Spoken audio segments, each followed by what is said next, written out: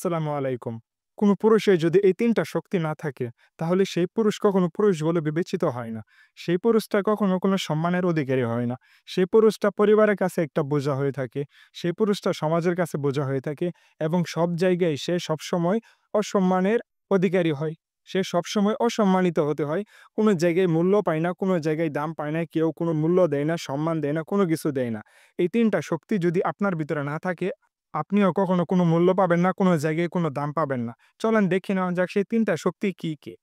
৩ টা শক্তির মধ্যে ১ম যে শক্তিটা বলব সেটা হচ্ছে মানি পাওয়ার। মানে টাকার শক্তি ভাই। টাকার শক্তি যদি না থাকে, মানি পাওয়ার যদি না থাকে তাহলে আপনি কখনো কোনো জায়গায় সম্মান পাবেন না। কোনো পুরুষ কোনো জায়গায় সম্মান পাবেন না। দেখবেন আপনি সবসময় অপদস্থ হবেন, অসম্মানের শিকার হবেন। আপনাকে কেউ গুরুত্ব দিবে না, আপনাকে কেউ কোনো মান দেবে না, কোনো কিছু দেবে না।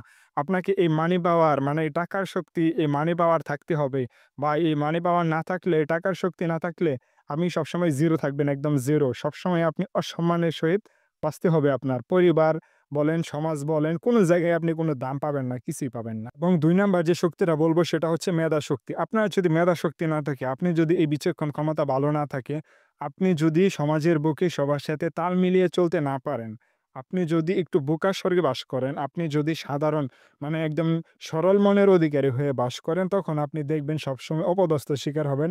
আপনি ঠকবেন। আপনাকে সবাই লসে ফেলাবে, আপনাকে সবাই ঠকাবে, আপনাকে সবাই ব্যবহার করবে, আপনাকে সবাই ইউজ করে তার ফায়দা উঠাবে। কিন্তু আপনাকে কোনো কিছু দেবে না। আপনি সবসময় দেখবেন বিভিন্ন প্রকার সমস্যার ভিতরে পড়ে থাকবেন। কখনো পরিত্রাণ পাবেন না। আপনাকে সবসময় মাথায় রাখতে হবে, এই বোকার স্বর্গে বাস করা যাবে না ভাই। এই বর্তমান সময়টা, এই বর্তমান জামানাটা কখনো বোকার স্বর্গে বাস করা মানুষদের জন্য নয়। বোকার স্বর্গে বাস করা মানুষরা এই বর্তমান সময়ে এই বর্তমান জামানায় টিকতে পারে না, তারা থাকতে পারে না। তাই ভাই বোকা সরিয়ে থাকা যাবে না। মেধাশক্তি থাকতে হবে, জ্ঞান থাকতে হবে, আপনার পর্যাপ্ত পরিমাণে জ্ঞান থাকতে হবে। মানে বর্তমান সময়ে চলার জন্য আপনার সব ধরনের জ্ঞান থাকতে হবে, আপনার মেধাশক্তি থাকতে হবে। আপনি যদি এই মেধাশক্তি অর্জন করতে পারেন, তাহলে দেখবেন আপনার জন্য এই দুনিয়াটা অনেক ইজি হয়ে যাবে, অনেক সহজ হয়ে যাবে। আপনি টাকার ক্ষেত্রে আপনি কোনো কষ্ট করতে হবে না তেমন, আপনি সব দিক দিয়ে তেমন কোনো কষ্ট করতে পারবেন না। আপনি যদি বুঝতে পারেন সবকিছু। আপনি যদি সবকিছুর জ্ঞান ধারণ করতে পারেন তাহলে আপনার জন্য সবকিছু একদম ইজি হয়ে যাবে।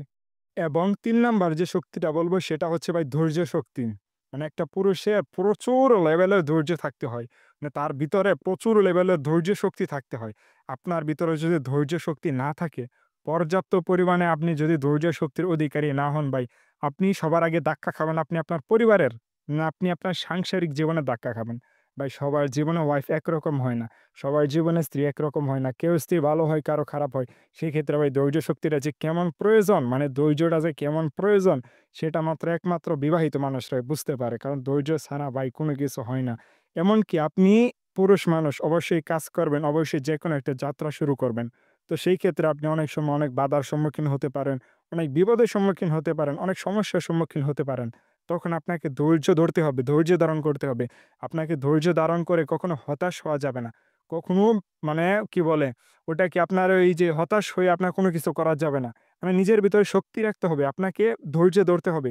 আপনাকে বুঝতে হবে যে আপনি আপনি পারেন, আপনি সবকিছু পারেন। মানে সকল বিপদের মোকাবেলা করতে হবে। আপনাকে এই শক্তিটা আপনার ভিতরে রাখতে হবে।